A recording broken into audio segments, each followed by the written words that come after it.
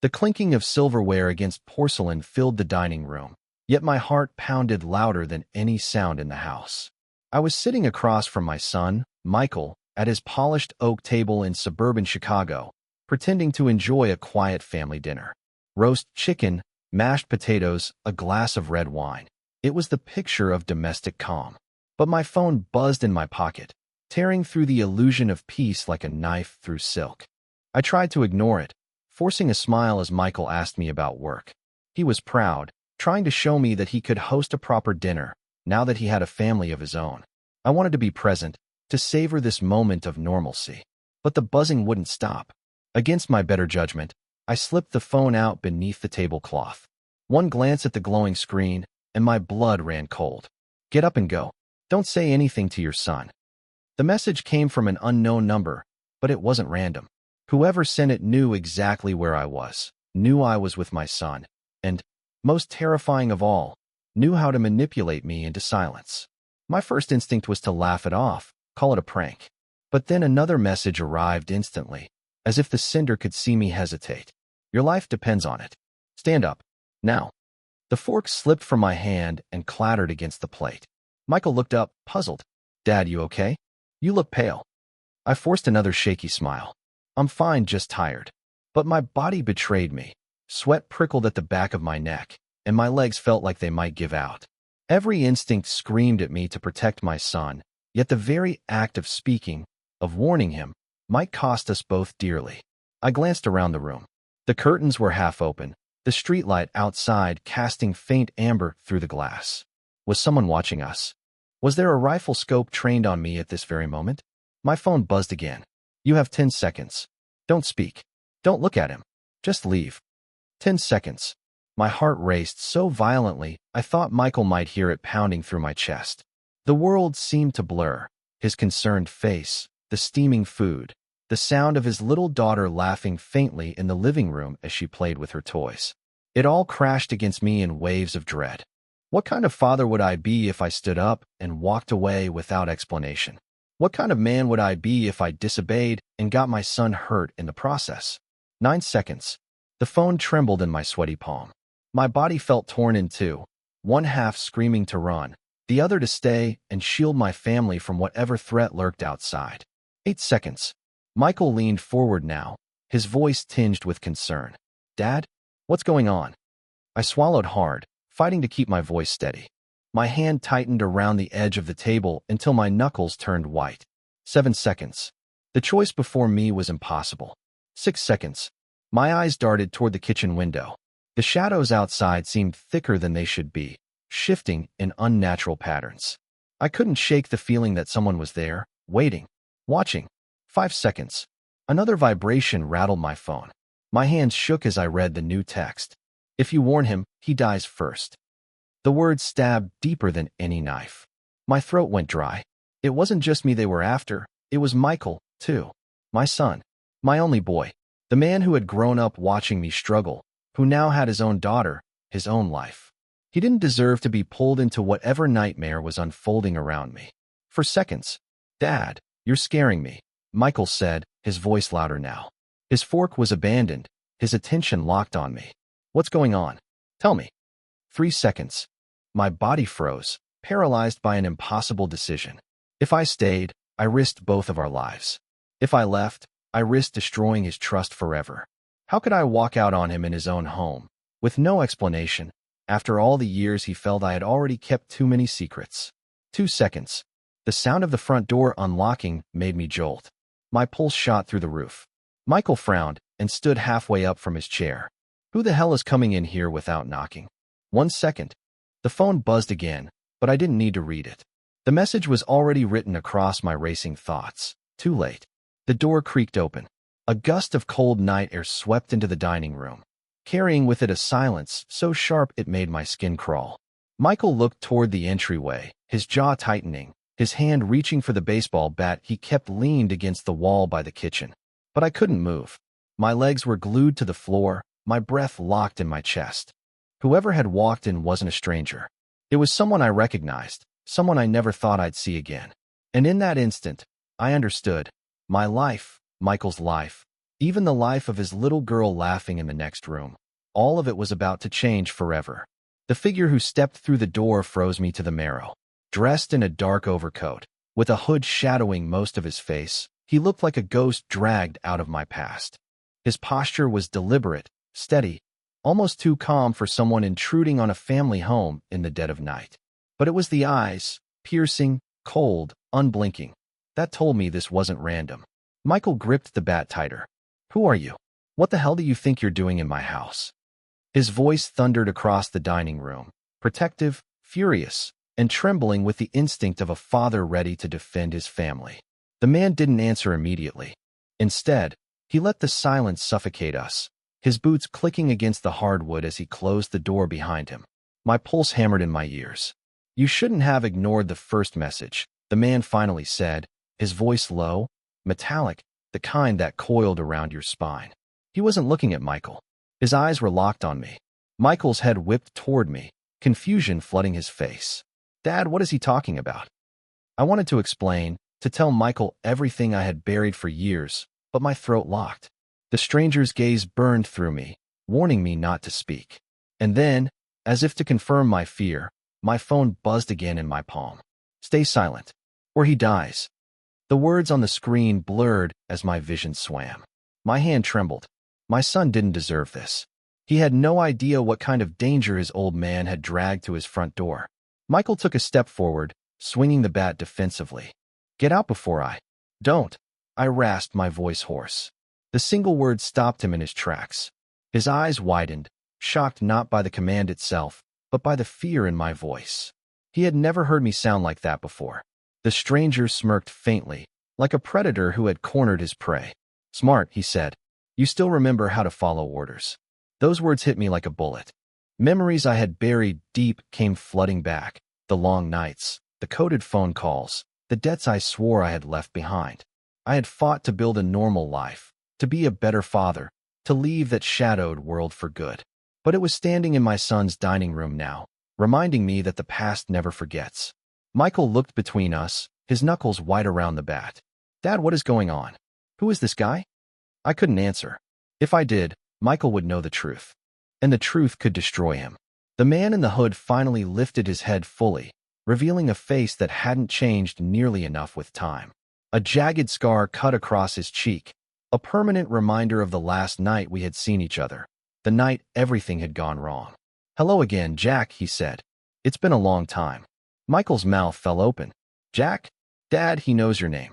What the hell did you do?" The name echoed in my head. Jack. Not Dad. Not Father. Just Jack, the man I used to be, before I buried that life under years of silence. The stranger stepped closer, lowering his voice so only I could hear. "You've got two choices tonight. Come with me quietly, or your son finds out exactly what you've been hiding all these years. And trust me, he won't forgive you." The room seemed to shrink around me. My son's house, once warm and safe, was now a trap. The laughter of his daughter drifted from the living room again, a reminder of what was at stake. I realized with brutal clarity, no matter which choice I made, I would lose something. My freedom, my son's trust, or, God forbid, his life. And the countdown had already started. Michael's grip on the bat never loosened, his chest heaving with anger. "Dad, you're not going anywhere with this creep. I don't care who he is. He doesn't get to walk in here and threaten my family." "Michael," I started, my voice cracking. But I stopped myself. Every word I spoke carried weight. Every truth threatened to tip this fragile balance into chaos. The man with the scar, Ethan, let out a humorless chuckle. "You raised him well, Jack. Strong, protective, but blind. He has no idea what you really are, does he?" Michael's jaw clenched. "What I know is you've got 10 seconds to walk out of my house before I call the cops." Ethan's eyes gleamed with amusement. "The cops? You think they can protect you? Jack here knows better." He stepped closer, his boots echoing on the hardwood, his presence suffocating the room. "You don't want me to tell him, do you, Jack? You don't want him to know why I'm really here." Michael's eyes darted to me, desperate for answers. "Dad, what is he talking about?" My throat tightened. How could I tell him? That years ago I had lived a life of shadows, of backroom deals and debts paid in blood? That I had promised myself never to let it touch him? That the very reason he grew up in Chicago instead of some nameless back alley in New Jersey was because I had run as far as I could from this man? I swallowed hard, forcing myself to stand. My chair scraped against the floor, startling Michael. "Stay here," I said quietly.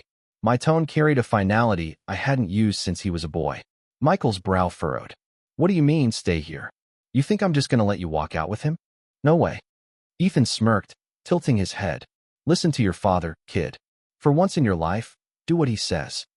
"Like hell I will," Michael snapped, raising the bat higher. Before I could react, Ethan pulled something from his coat. It wasn't a gun, not yet, but the glint of cold steel caught the light. A hunting knife, sharp and merciless.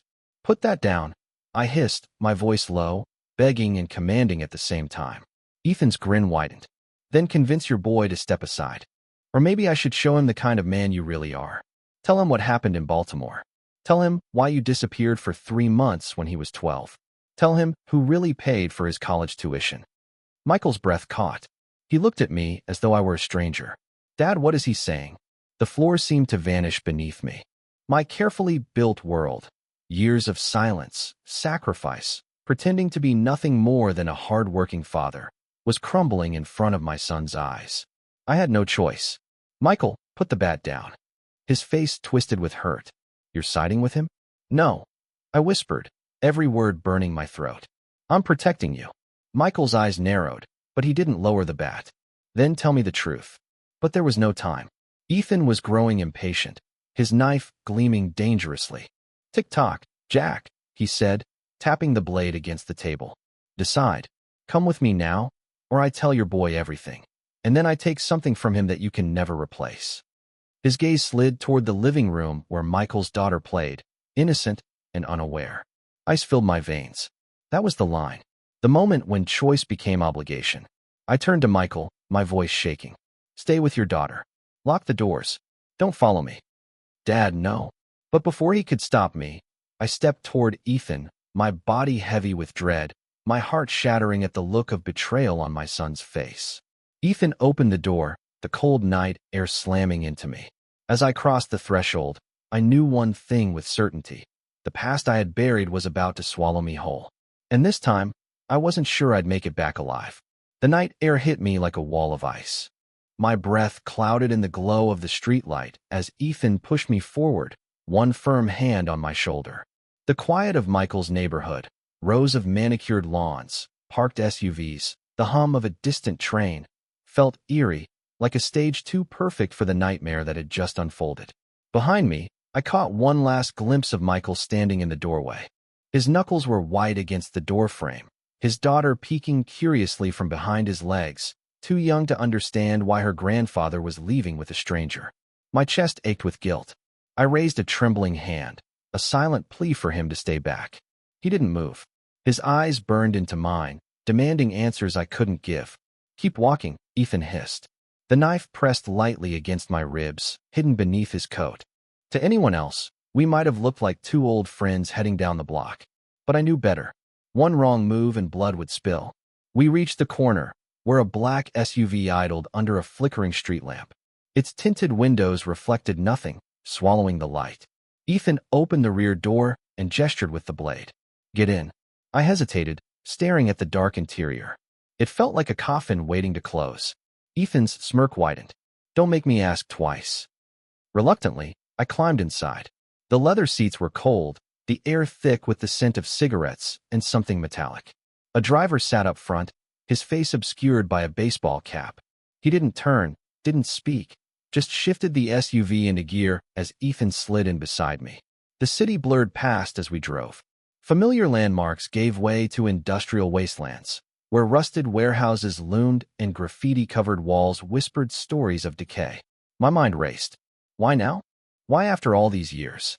"You look nervous, Jack," Ethan said casually, twirling the knife like a toy. "But then again, you always did choke when it mattered most." I clenched my fists. "What do you want?" He leaned back, studying me. "What I've always wanted. What you owe me." Memories clawed at the edges of my mind. The night in Baltimore, the deal gone wrong, the blood on my hands. I had sworn never to revisit it. But Ethan hadn't forgotten. And now, neither could I. "You disappeared," he continued, his tone mocking. You thought you could just vanish into suburbia, play the role of doting father and grandfather. But debts like yours don't just disappear, Jack. Not until they're paid in full. I swallowed hard, my throat dry. I walked away. That life is over. Ethan's laughter was sharp, cruel. Over? Look around you. He gestured to the SUV, the city lights dying behind us. You think you can ever leave? You think you can sit at family dinners and pretend you're clean while the rest of us are still bleeding? I turned toward the window, hiding the turmoil on my face. The reflection staring back at me was older, weaker, a shadow of the man I once was. But the guilt in my eyes was the same. Tell me what you want, I said finally. Ethan leaned in close, his voice dropping to a whisper that chilled me to the bone. There's one last job. You're going to help me finish what we started. And if you don't, he tapped the knife against my chest. Your son will learn the truth the hard way. And trust me, it'll destroy him. The SUV slowed, turning into a desolate lot behind an abandoned factory. The driver killed the engine. Silence pressed in, broken only by the ticking of cooling metal. Ethan opened the door and stepped out, motioning for me to follow. I hesitated, my pulse racing, every instinct screaming to run. But I thought of Michael, his daughter, the life they had built. If I defied Ethan now, I'd be signing their death warrants. So I stepped out into the shadows, the factory looming ahead like the mouth of hell. And with every step I took, I felt myself slipping back into the man I had tried so hard to bury. The factory loomed like a tombstone against the night sky. Its windows were shattered, jagged like teeth, and rust streaked down its steel frame as if the building itself had bled out long ago. The crunch of gravel beneath my shoes echoed too loudly in the silence. Ethan walked ahead with purpose, shoulders squared, knife glinting as he occasionally flicked it through his fingers. I trailed behind, every step heavier than the last. The night carried with it the smell of oil, iron, and dust, a smell I remembered all too well. This wasn't the first time I had been led into a place like this, and every time before, it had ended in violence. The SUV's driver stayed outside, lighting a cigarette, his face still hidden under the brim of his cap. Ethan pushed open a side door, and we slipped inside. The air was colder here, thick with decay. My footsteps stirred up decades of dust. Shafts of moonlight leaked through cracks in the ceiling, illuminating broken machinery and crates stacked like forgotten graves. Do you recognize this place? Ethan asked, his voice reverberating against the metal walls. I did. God help me, I did. 15 years earlier, this was where it all went wrong, where we had made the deal that changed everything. I had buried the memory so deep, hoping to erase it, but now the ghosts were clawing back to the surface. You brought me here for a reason, I said, my tone sharper than I intended. Ethan smirked. Always the smart one. Yes, Jack. Tonight, you're going to make things right. My fists clenched at my sides. Things went wrong that night because of you. His grin twisted into a snarl. Careful. You've forgotten the order of things. You followed me. You trusted me. And when I told you to pull the trigger, you hesitated. That's why he's dead. That's why we owe. The memory slammed into me. The gun heavy in my hand. The target tied to a chair. The sweat on my brow as Ethan whispered in my ear. But I couldn't do it. I couldn't kill an innocent man just to settle Ethan's debt. I had lowered the gun, and in that hesitation, everything unraveled. Shots fired. Blood spilled. The wrong man died. And Ethan never forgave me. What do you want from me now? I asked, though my gut already knew the answer. Ethan reached into his coat, pulling out a worn envelope. He tossed it onto a crate between us. It slid across the dusty surface and stopped in front of me. Inside is everything you need. Names, addresses, schedules. A man who thinks he's untouchable. You're going to finish the job you failed 15 years ago. I stared at the envelope as though it were a viper. My stomach churned. I'm not that man anymore. Ethan leaned closer, his scar catching the moonlight. His voice dropped, sharp as broken glass. You don't get to decide that. You owe me, Jack. You owe all of us. And if you don't do this, your son will pay the price. My chest tightened. Michael, his daughter, their laughter, their warmth, it all flashed before my eyes. Ethan knew exactly where to strike. You wouldn't dare, I said, though my voice betrayed me. Ethan chuckled. Wouldn't I? You've seen what I'm capable of. One word from me, and that pretty little family of his vanishes. Poof. Unless you'd rather tell him yourself. Tell him about the blood on your hands. Think he'll still let you sit at his table then? The silence stretched, suffocating. My hands hovered over the envelope, trembling. Inside it lay a choice: protect my family by becoming the man I swore I'd never be again, or refuse and watch Ethan destroy everything I loved. I picked up the envelope. It felt heavier than stone. Good, Ethan said, satisfaction dripping from his tone. Tomorrow night, we finish what you started. And with that, he turned and walked toward the door, leaving me standing in the ruins of my past with the weight of my future sealed in a single envelope. The ride back felt longer than the one out. Ethan said nothing, his scarred face lit by the glow of the passing streetlights, but his silence was louder than words. The envelope sat heavy in my coat pocket, like a live grenade waiting to go off. Every bump in the road made it shift against my ribs, reminding me of what I was carrying: names, addresses, lives hanging in the balance. When the SUV finally rolled to a stop, I expected Ethan to shove me out onto some nameless street. Instead, the driver pulled into a quiet alley just a few blocks from Michael's house. Ethan leaned in close. Remember, Jack, tomorrow night. No excuses. His knife tapped against his knee, a rhythm I couldn't ignore. If you disappear again, your son disappears too. And this time, I won't give you a warning. He gestured for me to get out. The SUV door slammed shut behind me, and in seconds the vehicle melted into the night. I stood there, breathless, staring at the empty street. I should have gone straight to the police. Reported Ethan, handed over the envelope, begged for protection. But what good would it have done? Men like Ethan had ways of slipping through cracks, ways of finding you no matter where you hid. And besides, what would I even say? Hi, I'm Jack. 15 years ago, I was part of something I can't explain, and now a man with a scar is forcing me to finish a job or kill my family. They'd lock me up faster than him. So I walked home, each step heavier, each thought darker. When Michael opened the door, his face was a storm: anger, confusion, fear. His daughter had long gone to bed, but the lights in the living room burned bright. He didn't even let me take off my coat before he spoke. Who was that man? His voice shook with restrained fury. What does he want from you? I froze. The words sat on the tip of my tongue, desperate to spill out, but the memory of Ethan's warning strangled them in my throat. I forced a weak smile. It's complicated, son. Just trust me. It's better if you don't know. Michael's jaw clenched. Better if I don't know? Dad, a stranger broke into my house with a knife and dragged you out like some kind of hostage. You think I can just go to bed after that? He slammed his fist against the table. I deserve the truth. His voice cracked on the last word, and it broke something inside me. He was right. He did deserve the truth. But if I gave it to him, I'd lose him forever. He'd see me not as his father, but as a criminal, a liar, a stranger. I sighed, sinking into the couch, my head heavy in my hands. Michael, please. Just keep your family safe. Lock the doors. Don't ask questions. For now, that's all I can give you. The silence that followed was worse than shouting. Michael stood there, chest heaving, his eyes shining with something that looked too much like betrayal. Finally, he muttered, "Fine," and stormed upstairs, leaving me alone with my thoughts. I pulled the envelope from my pocket. My hands shook as I tore it open.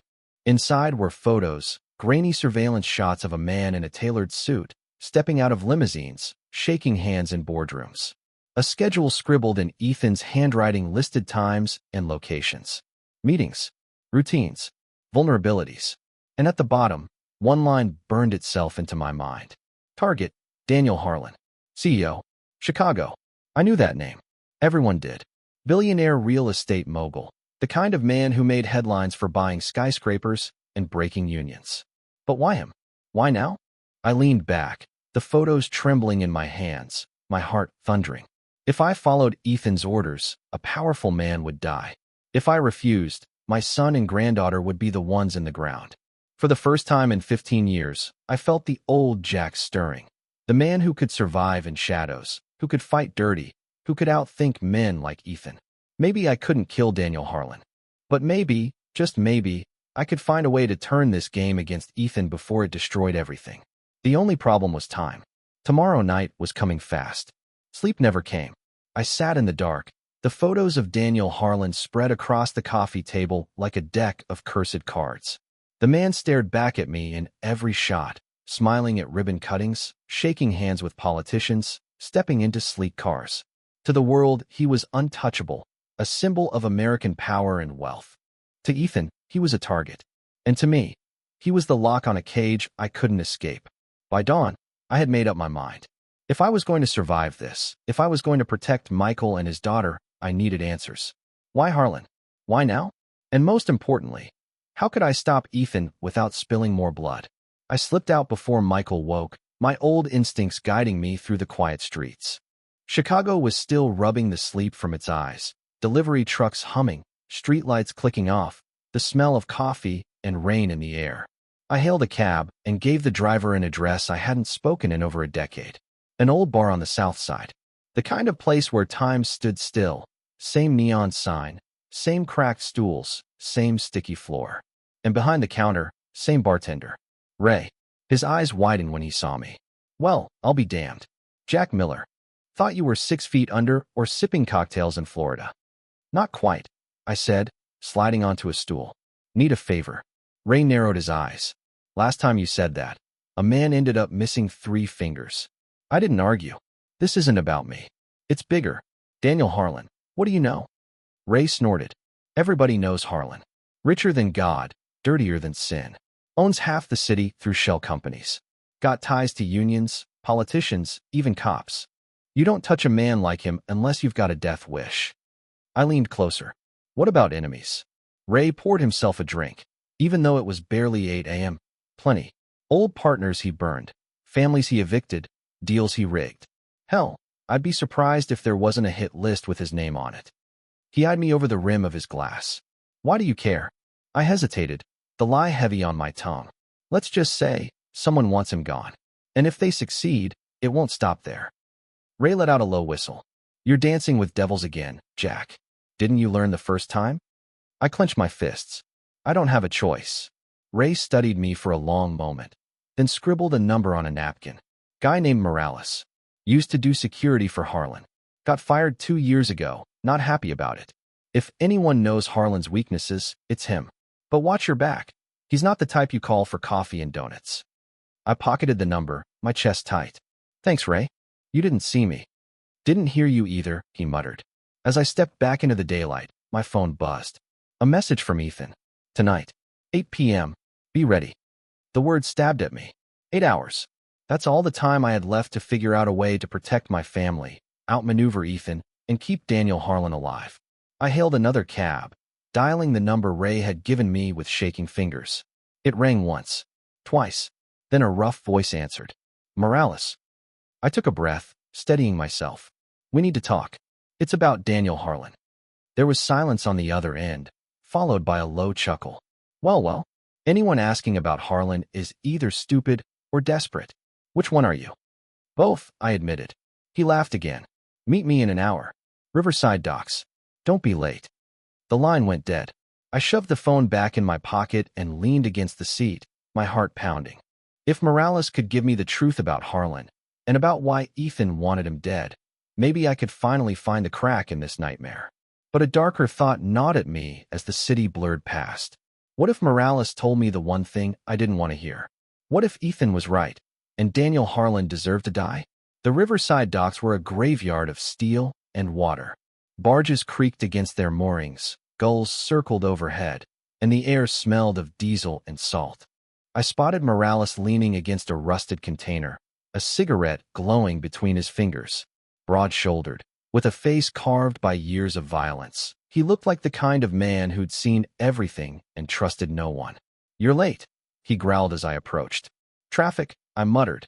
He smirked, tossing his cigarette into the water. You don't look like traffic. You look like a man about to drown. I didn't waste time. I need to know why Daniel Harlan has enemies. Real enemies. Someone's trying to pull me into a job I can't refuse, and his name is at the center of it. Morales tilted his head, studying me. Let me guess, scar on his face? Talks like he owns the room? My blood chilled. You know Ethan.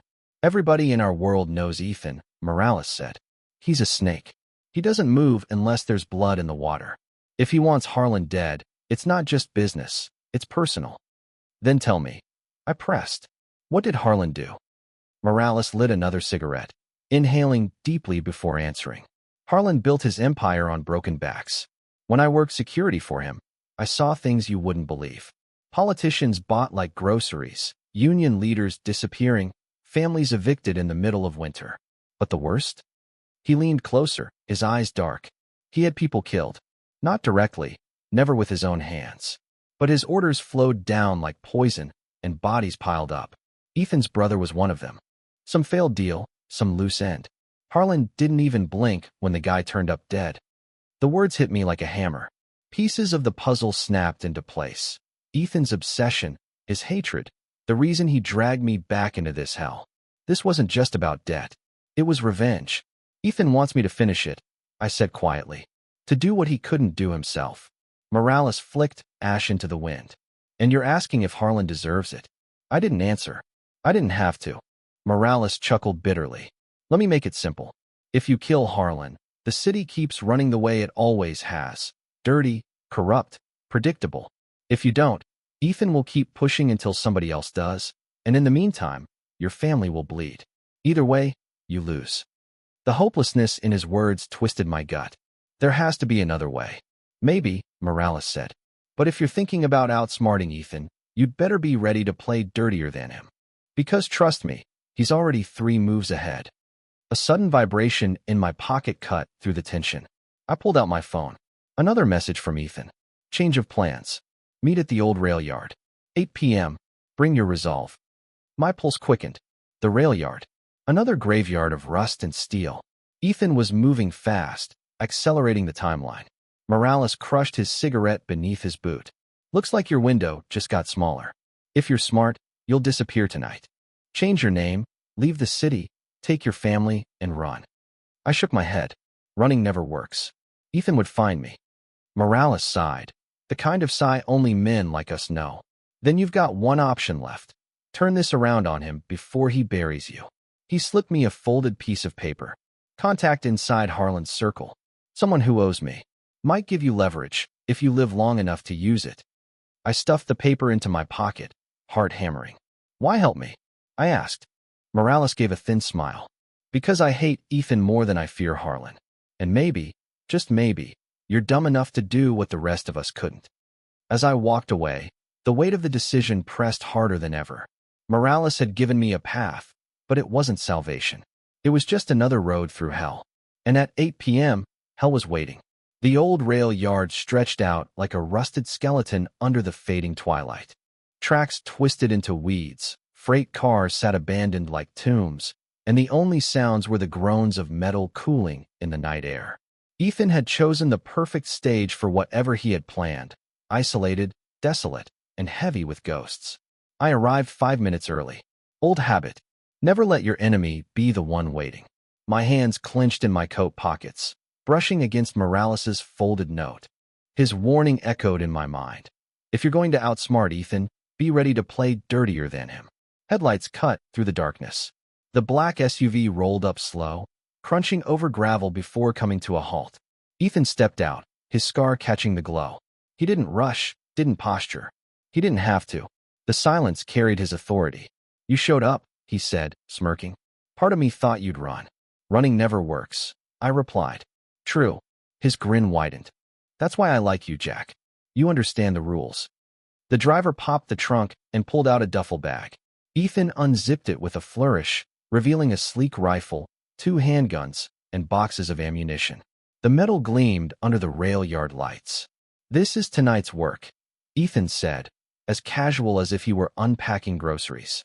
He held up a silencer, screwing it onto one of the pistols with deliberate precision. Harlan's leaving his penthouse in exactly 2 hours. His driver takes him through the lower Wacker tunnel. No cameras, no cops, no witnesses. You'll be waiting in a stolen van. Quick, clean, and poetic. I stared at the weapons, while rising in my throat. You expect me to do this alone? Ethan chuckled. Oh, I'll be nearby, watching, making sure you don't choke this time. But the trigger? That's all you, Jack. You owe me that satisfaction. My fists tightened. This isn't about debt. This is revenge for your brother. For the first time, Ethan's smirk faltered. His jaw twitched, and something raw flickered in his eyes. He didn't deserve what Harlan did to him. My brother was loyal. He kept his mouth shut, and Harlan buried him anyway. Tell me, Jack, wouldn't you do the same if it was Michael rotting in the ground? The words pierced me. Ethan knew exactly where to cut. I forced my voice steady. Killing Harlan won't bring your brother back. It'll just put me in his place. Ethan stepped closer, the pistol hanging casually in his hand. That's the difference between us. I'm not looking for redemption. I'm looking for balance. My phone buzzed. I tensed, slipping it from my pocket. A new message, but not from Ethan. Unknown number. He's watching you. Don't trust him. M. Morales. He was still in the game. My pulse raced. Ethan's eyes narrowed. Something important? I locked the screen and shoved the phone away. Nothing. He studied me for a long moment, suspicion flickering across his scarred face. Then he tossed me the pistol. Clock's ticking, Jack. Either you're with me tonight, or you're against me. And if you're against me, his gaze hardened. Say goodbye to your son. The weight of the gun in my hand was suffocating. Cold, final, unavoidable. The rail yard around me seemed to close in, the abandoned cars forming a cage. I nodded slowly, masking the storm inside me. Then tell me where to be. Ethan's smile returned, sharp as a blade. That's my Jack. But as he turned away, I felt something shift inside me. The man Ethan thought he still controlled was gone. I wasn't just a pawn anymore. I was planning my own move. The van smelled of gasoline and stale cigarettes. I sat behind the wheel, the pistol Ethan had given me lying on the passenger seat like a snake waiting to strike. My palms sweated against the steering wheel, though the night air inside the tunnel was icy. Lower Wacker was a world of its own, dim lights buzzing overhead, graffiti bleeding across concrete pillars, the occasional echo of footsteps disappearing into the dark. A perfect place to vanish. A perfect place to kill. Through the rearview mirror, I caught Ethan's SUV parked 2 blocks behind me. He wasn't close enough to intervene, but close enough to watch. His message was clear: one wrong move, and Michael's life was over. I checked my phone again, Morales' warning still glowing on the screen. He's watching you. Don't trust him. As if I needed the reminder. But Morales had also given me that number, his contact inside Harlan's circle. The man hadn't answered my calls all day. If he didn't show tonight, I was alone. Headlights appeared at the far end of the tunnel. A sleek black limousine rolled slowly toward me, its windows tinted, its tires whispering over the pavement. My chest tightened. This was it. The moment Ethan had been waiting 15 years for. The moment that could damn me forever. The limo slowed as it neared. The driver, cautious. Good. He knew the risks of this city. But not enough to see me for what I was. My finger brushed the trigger. The weight of the pistol was unbearable. One shot, and Daniel Harlan would be just another casualty of Chicago's shadows. One shot, and Ethan would release Michael from his grip. Or so he promised. The limo stopped. The rear window rolled down an inch. And for the first time, I saw Daniel Harlan up close. His face was older than in the photos, harder. Lines etched deep into his skin, eyes sharp and calculating. He looked like a man who expected the world to bend at his command. He looked right at me. And then he smiled. Mr. Miller. A voice came from inside the car. Calm. Cold. Certain. We've been expecting you. My blood froze. How did he know my name? The back door opened. A tall man in a suit stepped out, scanning the tunnel. His hand rested near his jacket pocket where a gun no doubt waited. He gestured toward me. Get in. Mr. Harlan would like a word. Behind me, Ethan's SUV idled, headlights fixed on my van. I could feel his eyes boring into me, waiting for the gunfire, waiting for blood. But instead of raising the pistol, I slid it under the seat. My instincts screamed at me. If Harlan already knew my name, then this wasn't a hit. It was a setup. I stepped out of the van slowly, my hands raised just enough to show I wasn't a threat. Harlan watched me with the calm of a man who'd orchestrated this moment long before I arrived. Smart, he said as I approached. Ethan always underestimated you. I never did. The words twisted in my gut. He knew Ethan. He knew me. This was bigger than revenge. It was a game I hadn't even realized I was still playing. Ethan's SUV door slammed behind me. I heard his boots crunch against the gravel, his voice sharp with rage. What the hell are you doing, Jack? He shouted, the sound ricocheting off the tunnel walls. Pull the trigger. But I stood frozen between them, the limo on one side, Ethan on the other, the past and the future colliding in the dark. For the first time in 15 years, I wasn't sure who the real enemy was. The tunnel seemed to shrink, the air pressing tighter against my lungs. Ethan's voice thundered again, sharper this time. Each word dipped in fury. "Jack, don't you dare ignore me. Do what you came here to do." But I couldn't move. Not when Daniel Harlan stepped calmly out of the limousine, adjusting his cufflinks as though this were just another business meeting. His bodyguard shadowed him, hand hovering over his weapon, but Harlan waved him back with a flick of his wrist. "Always dramatic, Ethan," Harlan said, his voice smooth as silk, yet hard as iron. "You've wasted 15 years playing Ghost, and this is what you bring me? A broken man with a guilty conscience?" Ethan's scar twitched. He lifted his pistol, pointing it directly at Harlan. "You killed my brother. Tonight, it's your turn." Harlan didn't flinch. He didn't even blink. "Your brother was careless. Weak. He thought loyalty was a shield. In my world, loyalty without strength is just another liability." The words sliced through the silence like knives. Ethan's rage boiled over, his finger tightening on the trigger. I saw it in his eyes. He was seconds from pulling the trigger, from blowing this entire night apart. "Ethan," I barked, stepping between them. The echo of my voice bounced through the tunnel, startling even me. My hands shook, but I held my ground. "Think. You pull that trigger, you'll never get the justice you've been chasing. You'll just be another body in Harlan's shadow." "Out of the way, Jack," Ethan snarled. "This is between me and him." "No," Harlan corrected smoothly, his eyes locking onto mine. "This is between all of us. You've both been living in my shadow for far too long. And I'll tell you something neither of you has realized." He stepped closer, his cologne sharp, his tone surgical. "The reason I let you live." The ground tilted beneath me. "Let us live." Harlan's smile was thin, merciless. "You think I didn't know what happened in Baltimore? That little fiasco was my test. You, Jack, you hesitated. And you, Ethan, you lost control. I could have had you both buried by dawn. But I didn't. Because men like you are useful when the time is right." Ethan's voice cracked with disbelief. You knew." "Of course." Harlan spread his hands. "Why do you think you're still breathing? Why do you think I'm standing here tonight instead of sending a squad of professionals to erase you both from the city?" He leaned in, his eyes like daggers. "Because pawns have their value. Until they don't." My stomach turned. Every nightmare I'd lived, every sleepless night, Harlan had orchestrated it, tolerated it, maybe even enjoyed it. We weren't his hunters. We were his entertainment. Ethan's hand shook around the pistol. His fury was volcanic now, threatening to explode. "You played us. Both of us. For 15 years. Harlan smirked. "And you're still dancing to my tune." I realized then, Ethan and I were trapped in the same snare. Bitter enemies bound by the same puppet master. But before I could speak, before I could think, a gunshot cracked through the tunnel. The sound was deafening, ricocheting off the concrete walls. For a heartbeat, the world froze. I couldn't tell whose gun fired, or who had fallen. All I knew was that the game had just changed forever. The crack of the gunshot still rang in my ears as smoke curled through the tunnel.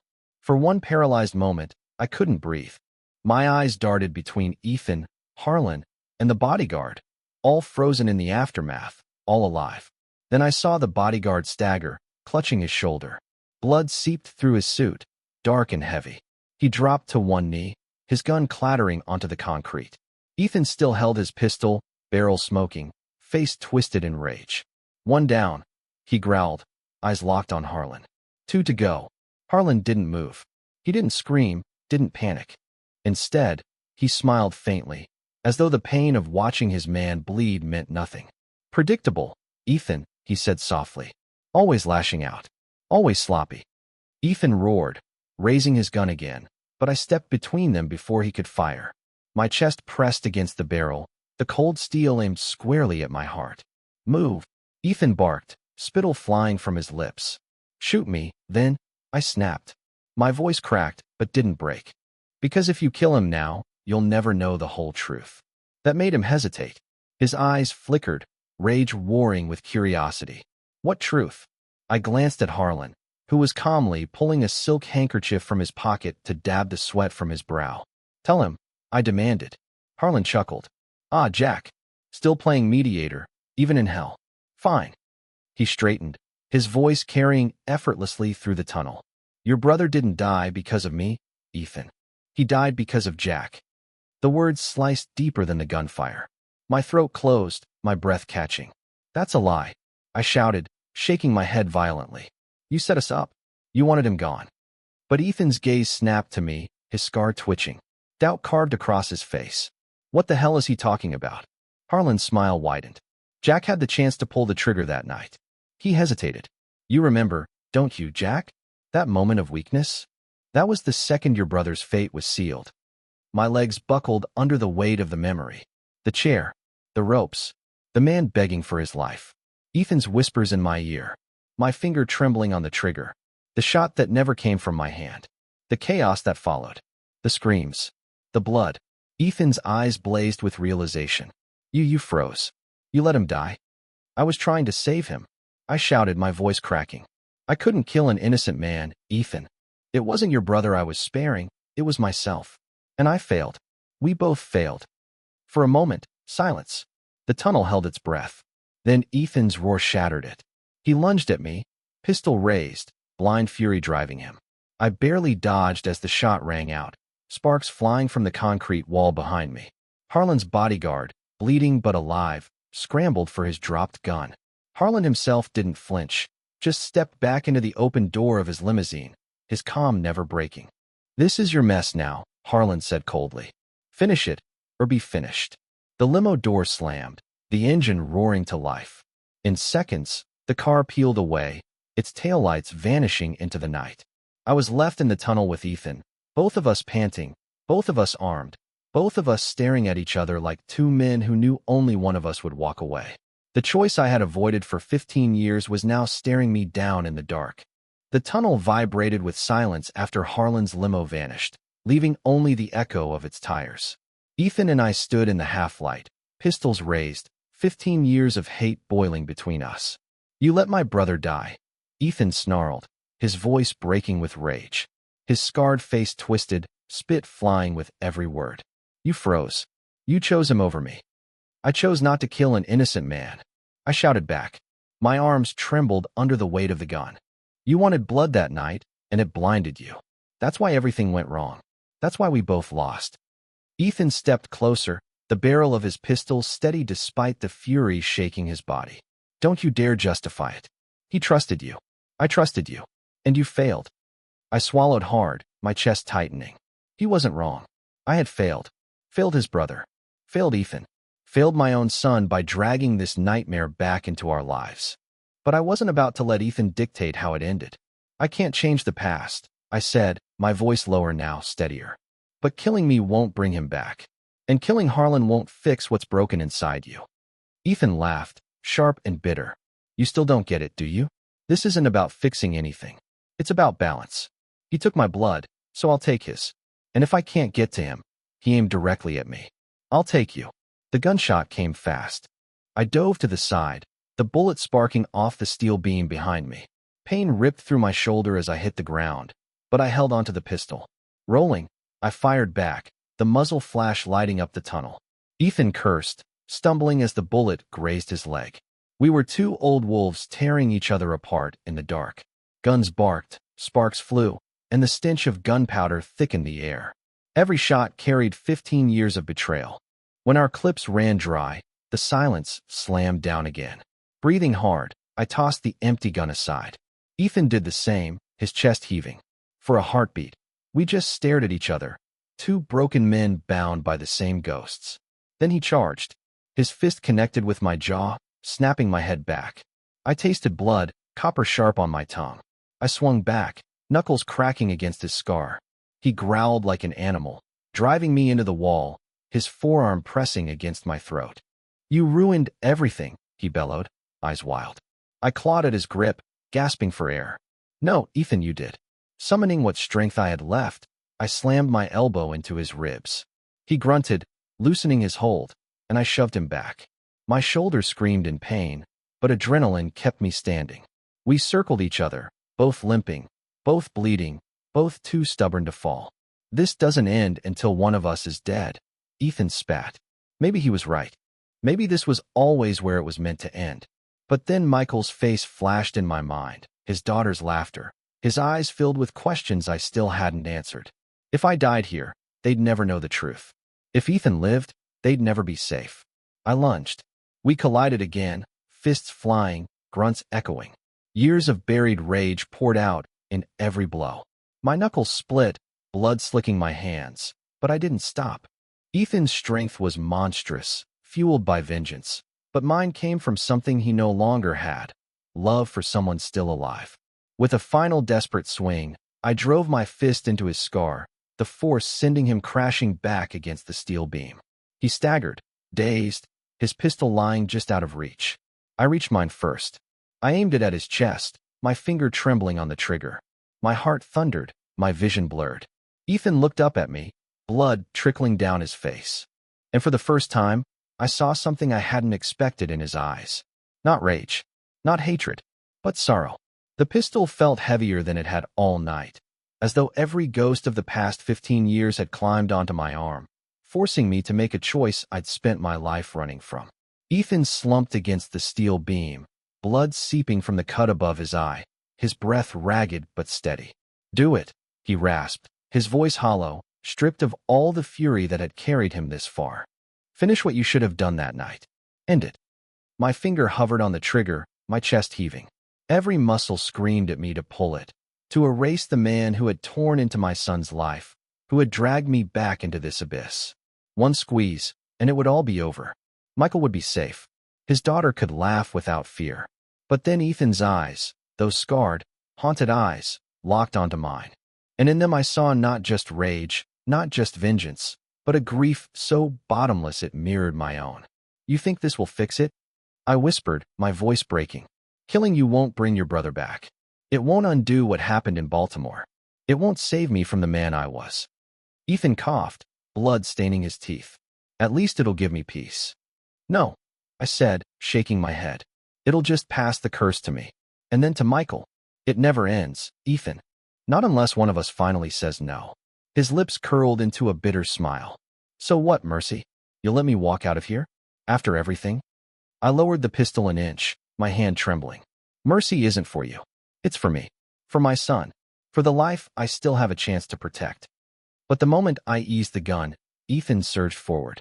His hand shot out, clawing for the weapon, his strength fueled by desperation. We grappled, the pistol twisting between us, our grunts echoing through the tunnel. A shot rang out. The sound punched through me. For a heartbeat, I thought it was mine. I looked down, expecting the bloom of red. But it wasn't me. Ethan staggered back, his hand pressed against his stomach, eyes wide with disbelief. He looked at me, not with hatred this time, but with something almost like relief. "You should have finished it," he muttered, collapsing to the ground. I dropped to my knees beside him, the pistol clattering away. "Ethan, don't." He coughed, his breath shallow. "Maybe this is better. You keep running, Jack. Keep pretending you're clean. But men like us," his eyes glazed, his voice fading. "We never get out." His head tilted back, his chest stilled. And just like that, Ethan was gone. I sat frozen, the silence of the tunnel crushing down on me. My hands shook, his blood, warm against my skin. I had wanted to stop the cycle, to prove I wasn't the man I once was. And yet, even without pulling the trigger, I had still ended him. For a long moment, I couldn't move, couldn't breathe. The weight of it all pressed harder than any bullet. Then headlights swept through the tunnel. A new car, black and sleek, sliding to a stop where Harlan's limo had stood. The window rolled down. "Get in, Mr. Miller," a voice commanded. Calm, cold, familiar. Harlan. My body trembled as I rose, leaving Ethan's body in the shadows. The war between us was over. But the battle with Harlan? That was just beginning. The car door swung open, spilling golden light across the cracked pavement of the tunnel. Inside sat Daniel Harlan, calm as ever, his tailored suit unwrinkled, his silver hair perfectly combed. He looked more like a man arriving at a board meeting than at the end of a battlefield. "Mr. Miller," he said smoothly, "please, sit." My legs felt like stone, but I forced them forward. I slid into the back seat, the leather cool against my sweat-soaked shirt. The door clicked shut, sealing me into his world. The smell of expensive cologne and leather filled my lungs. Harlan regarded me with that same predator's calm. "I must say, you handled Ethan better than I expected. He was always too emotional. However, you've matured." I clenched my fists. You used us. Both of us. For 15 years. Used? He smiled faintly. No, Mr. Miller. I gave you purpose. Ethan needed a leash, and you provided it. Now he's gone, and you're still here. That means something. My stomach turned. You think I'm going to work for you? I think you already have. His voice was low, confident. You eliminated a liability tonight. You proved you're still capable. And now you'll finish what Ethan started. Only this time, under my direction. I stared at him, disbelief mixing with rage. You want me to kill for you? Not kill, he corrected, folding his hands neatly. Control. Influence.